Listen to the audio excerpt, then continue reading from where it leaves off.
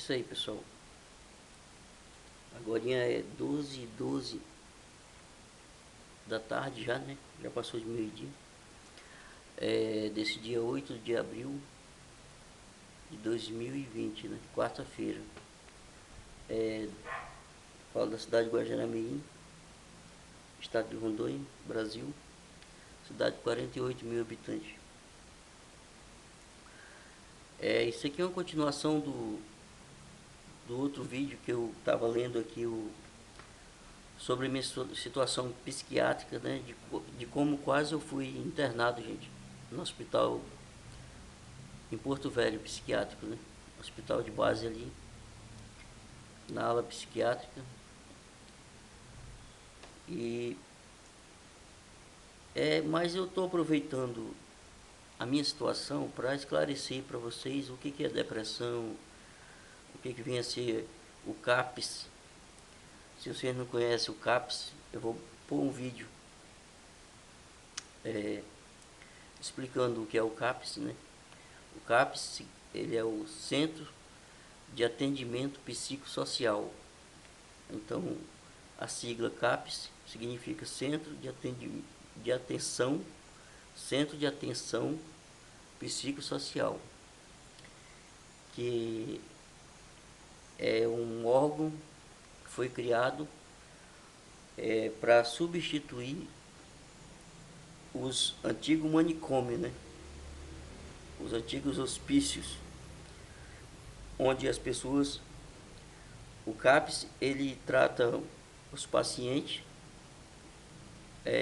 de forma assim, sem precisar internar o paciente que nem antigamente. Então o CAPS, ele nasceu com essa finalidade de deixar de encarcerar pessoas que nem aconteciam há 30, 40 anos, 50 anos. Sempre aconteceu assim, né? A gente vê às vezes aqueles documentários na televisão sobre como funcionava os manicômios, hospícios no Brasil e no mundo, né? Gente, é terrível. As pessoas que entram no hospício, mesmo os de hoje, que as alas psiquiátricas hoje ainda tem uma cultura muito forte dos hospícios antes de ser criado o CAPS, né? Então, não mudou muita coisa não. O tratamento com os pacientes não é lá essas coisas como é para ser, né? Por isso que eu me recusei a não entrar naquela ala psiquiátrica ali em Porto Velho, 318 quilômetros aqui em Porto Velho, capital do estado de Rondônia. E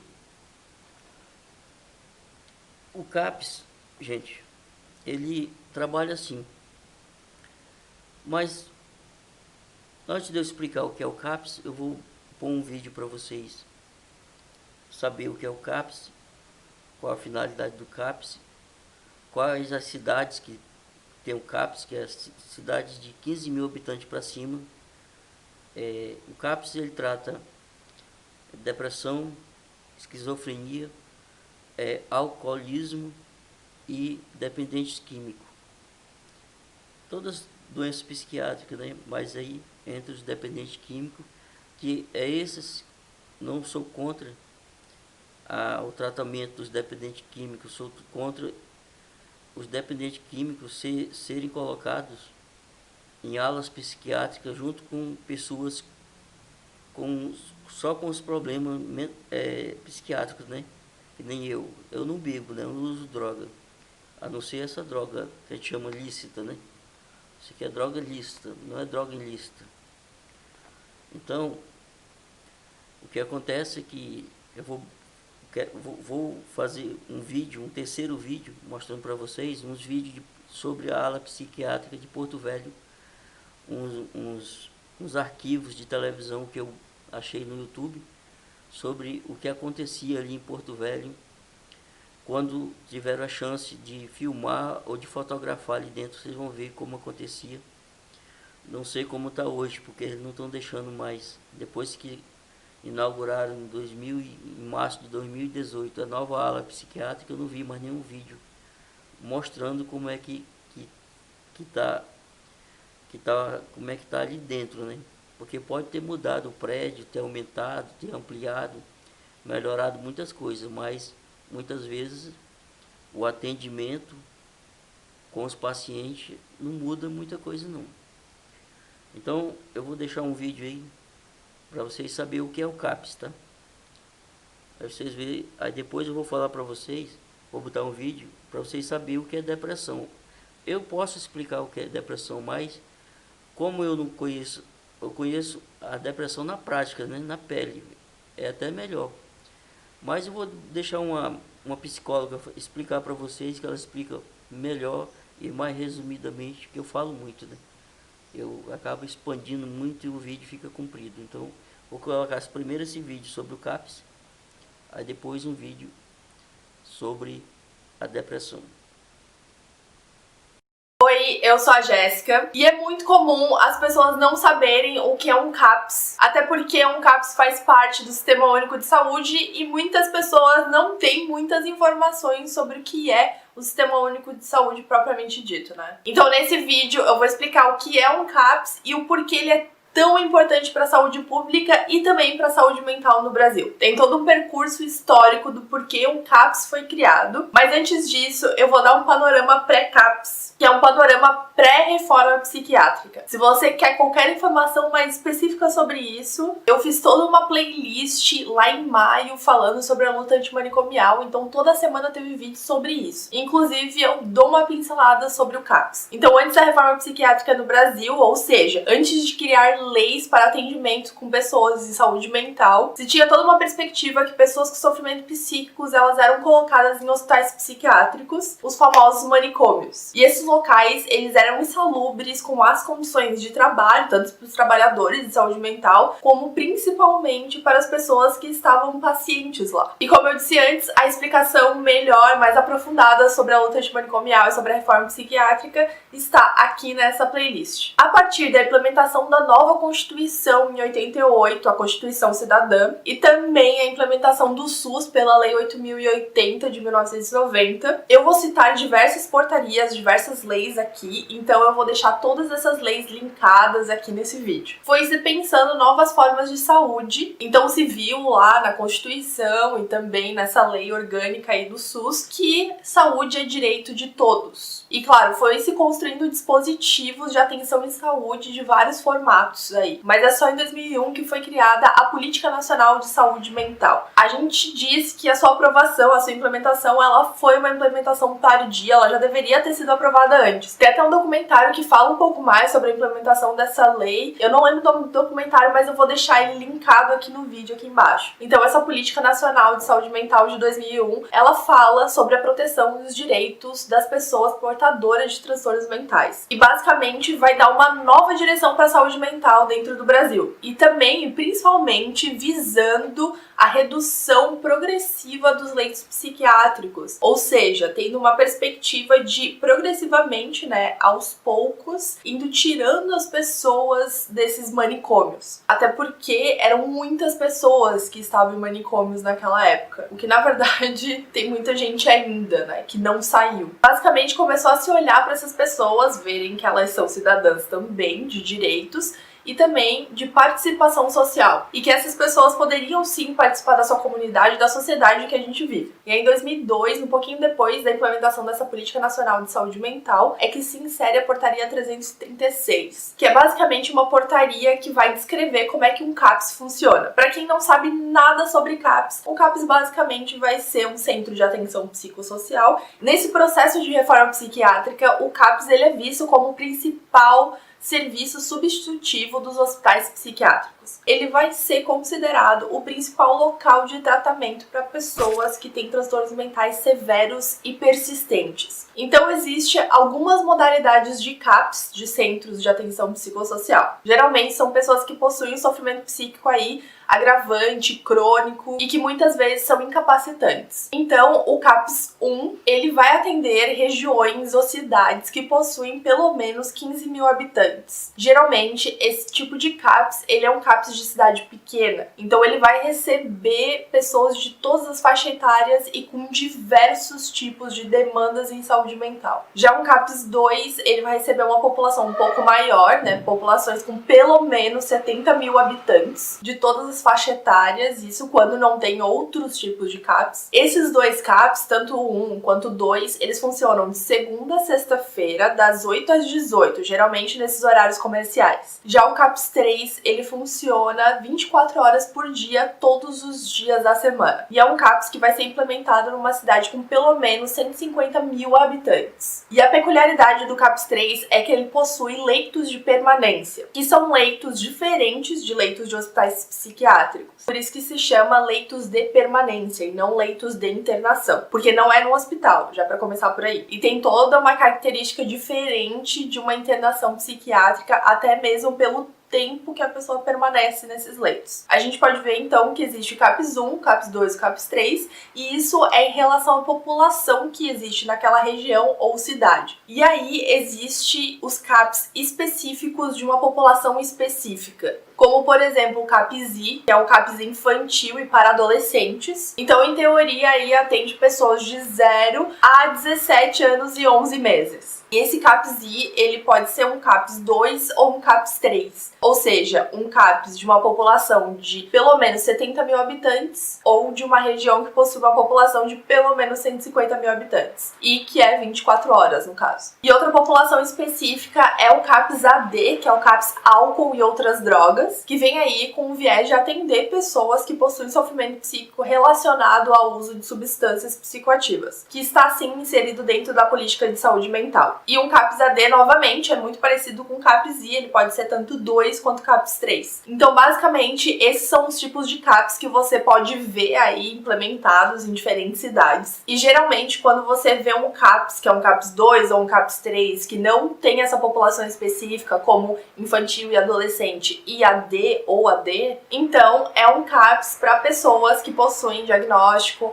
ou que possuem sofrimento psíquico agravante, severo ou persistente, e muitas vezes não vai ter uma relação com álcool e outras drogas, ou não vai ser criança ou adolescente. Como, por exemplo, pessoas que possuem diagnóstico de esquizofrenia ou transtorno bipolar, que vai precisar de uma atenção mais intensiva e sim, vai se direcionar para o CAPS. E o ano passado, bem no finalzinho do ano, em dezembro, surgiu uma nova portaria, que é a 3.588. Eu não sei muito ainda, eu não estudei o suficiente sobre essa portaria nova. Inclusive, dentro dessa portaria, ela visa a implementação de um CAPS 4, que é outro tipo de modalidade de CAPS que eu ainda não tenho conhecimento, porque eu não vi na prática como é que é. Não vi nenhum local implementar ainda. Essa portaria, ela tá gerando diversas controvérsias, principalmente em relação ao financiamento de leitos em hospitais psiquiátricos. Porque, infelizmente, a gente ainda tem muitos hospitais psiquiátricos e trabalhando numa lógica manicomial, com violação de direitos de pacientes, ou seja, ainda temos muitos manicômios funcionando. Enfim, eu só queria mesmo fazer uma introdução sobre o que é um centro de atenção psicossocial. Qualquer dúvida você pode deixar aqui embaixo, ou então ser um membro do grupo do Discord que eu fiz, o link tá aqui embaixo, e você sempre pode me adicionar nas redes sociais e me deixar lá um comentáriozinho, um direct. Então é isso, até o próximo vídeo, tchau! Bom, gente, como vocês viram aí, né, tá explicado o que é o CAPS, o que o CAPS faz, né, qual é a função do CAPS com as pessoas que têm problemas como depressão, esquizofrenia e pânico, né, porque a depressão, gente, é uma doença complexa, né, é uma doença, é chato até de a gente explicar para vocês. É uma doença assim que ela tem muitas ramificações, né? Não é que nem uma malária, não é que nem digamos, uma dengue, não é que nem uma doença física, né? Digamos, que você tem febre, tem poucos sintomas, né? Tem febre, tem dor, a maioria das doenças, né? Você pega a doença física, né? Você pega febre, dor de cabeça, essas coisas.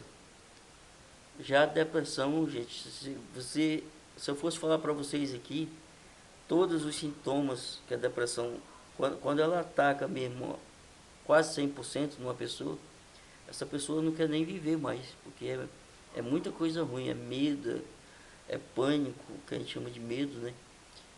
É complexo de inferioridade, a pessoa se acha pior do que todo mundo, insignificante, não presta. Não... Então, eu vou deixar agora um vídeo falando sobre o que é depressão, tá? Uma psicóloga aí falando sobre o que é depressão. Então, vocês observem bem aí a retórica dessa doença, que alguns dizem até que ela tem ligação espiritual, né? Ela é demoníaca também. E eu não descarto isso não, porque eu vou contar coisa para vocês aqui nos vídeos seguintes, que é de deixar cada um de cabelo em pé. Essa doença ela tem ligação sim no mundo espiritual. É uma doença emocional, a depressão, né, que tem as suas ramificações, bipolaridade, esquizofrenia. Mas a mãe é a depressão. Aí depois vem as doenças que dá interligado, né, com a depressão. Então vou deixar um vídeo aí explicando só sobre depressão, né? Não vou explicar bipolaridade nem esquizofrenia, só a depressão.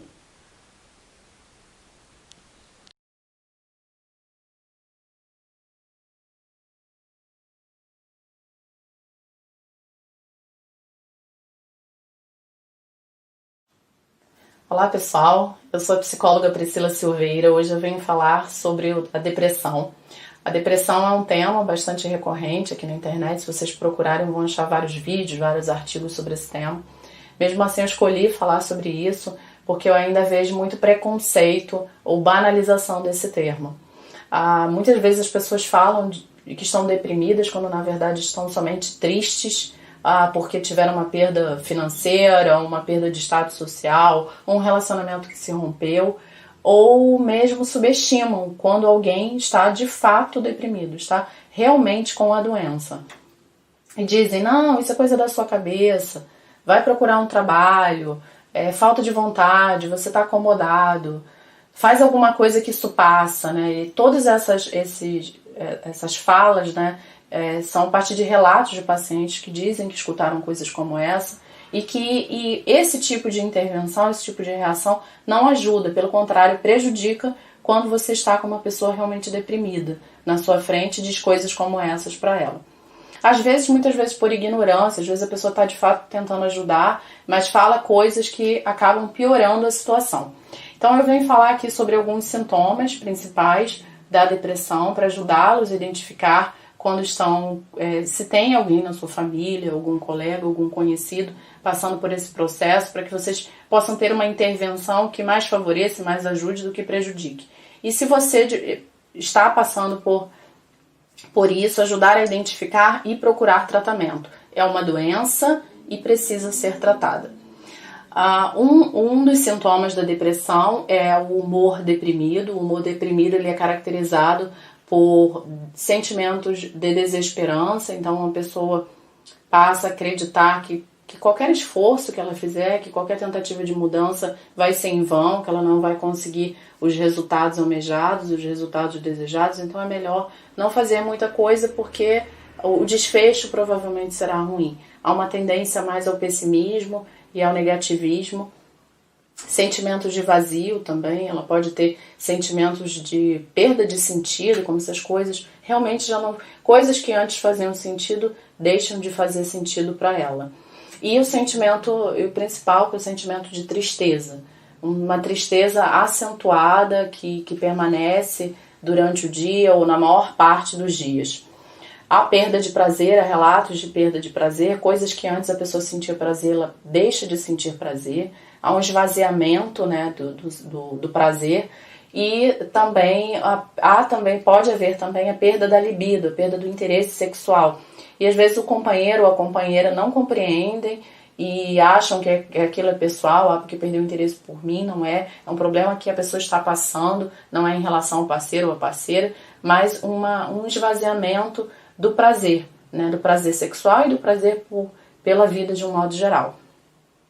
Pode haver também perda do apetite e perda de peso por conta disso, ou aumento do apetite e aumento do peso, né?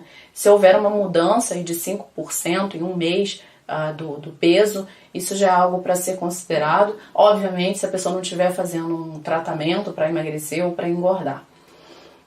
Sono também. A pessoa pode ter tanto hipersonia ou insônia, né? Insônia, que é a dificuldade de iniciar o sono, ou a pessoa acorda mais cedo do que ela gostaria, ou ela fica acordando várias vezes, enquanto está dormindo ela acorda várias vezes, sem um motivo maior, ou ela dorme demais, uma vontade de dormir enorme, dorme muito mais horas do que o necessário normalmente, mas mesmo assim permanece com sono, permanece cansada. Podem haver também alterações psicomotoras, então a pessoa pode se sentir mais agitada, ela anda mais, ela se movimenta mais, ou uma lentificação psicomotora. Então, coisas que antes a pessoa levava menos tempo para fazer, ela vai precisar de mais tempo, porque a movimentação dela é mais lentificada. Também a perda de energia é um ponto importante, então a pessoa sente como se a energia tivesse esvaído, como se ela tivesse feito um exercício físico muito intenso e sente que está com uma baixa de energia considerável, né? E um sentimento, uma sensação de fadiga, de cansaço, de um cansaço quase que diariamente ou na maior parte do dia, e isso faz com que muitas vezes ela deixe de fazer muitas atividades, por conta desse sentimento, dessa sensação de perda de energia e de cansaço. Isso tudo, vários desses componentes, vários desses sintomas podem gerar um sentimento de inutilidade, que é comum a gente ouvir pessoas com quadro depressivo relatarem o sentimento de que elas são inúteis, de que elas não servem mais para nada. E o sentimento também de culpa. Ela tende a se culpar excessivamente, quando normalmente as pessoas não se culpariam, quando normalmente as pessoas compartilhariam as responsabilidades, ela tende a trazer para ela mesma, a centrar em si a responsabilidade de coisas que não dão certo. E as coisas que dão certo, ela geralmente tende a atribuir a coisas externas e não a si mesma.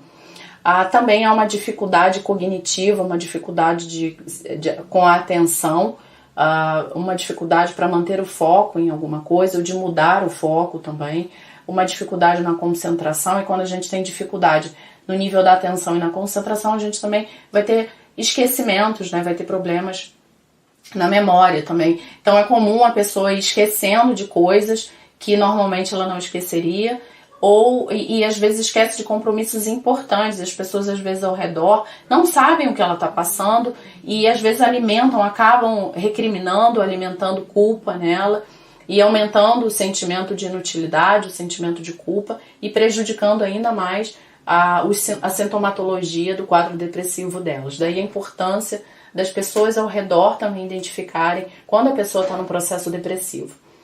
A outra questão essas alterações cognitivas, elas podem acabar prejudicando também na tomada de decisão. A pessoa perde a confiança nela mesma, né? Ela já não consegue se concentrar tão bem, não consegue ter tanta atenção, tem sentimentos de inutilidade.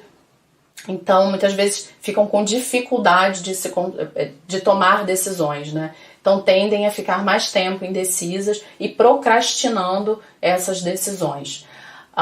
E também, por fim, um outro componente importante é dos pensamentos em relação à morte. Não tanto preocupações com doenças ou coisas do tipo, mas ideias de que seria uma saída à morte, né? Que talvez a morte fosse um fim desejável, né? E eu vou acabar com esse problema, eu sou inútil mesmo, eu não mereço, eu sou um fardo na vida das pessoas, eu não ajudo em muita coisa, estou atrapalhando demais, então talvez seja melhor eu morrer.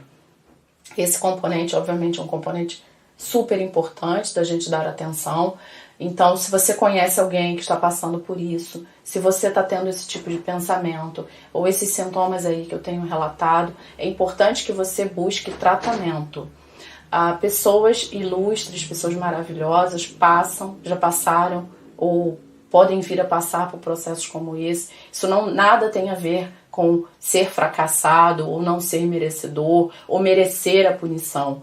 Isso é parte, esses pensamentos, esses sentimentos, essas ruminações, essas avaliações negativas sobre si mesmo, é parte, é um sintoma desta doença. Não descreve quem você é. Um pensamento é só um pensamento e pode ser um pensamento condicionado por um quadro depressivo. Então você não tem que acreditar nesse conjunto de pensamentos que estão passando pela sua cabeça por conta da depressão. Procure tratamento. Bom, eu estou chegando ao fim, né, desse vídeo. Eu espero ter falado aí, ter esclarecido, ajudado vocês a entenderem o que é a depressão. Eu sou terapeuta cognitivo-comportamental, faço atendimentos online. Quem quiser saber mais sobre atendimentos online, me escreva. Eu deixo os meus contatos aqui na descrição do vídeo. Muito obrigada e até o próximo vídeo.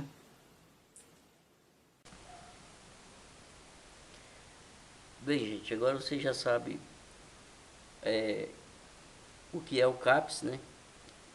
O CAPS também trabalha com terapias, né?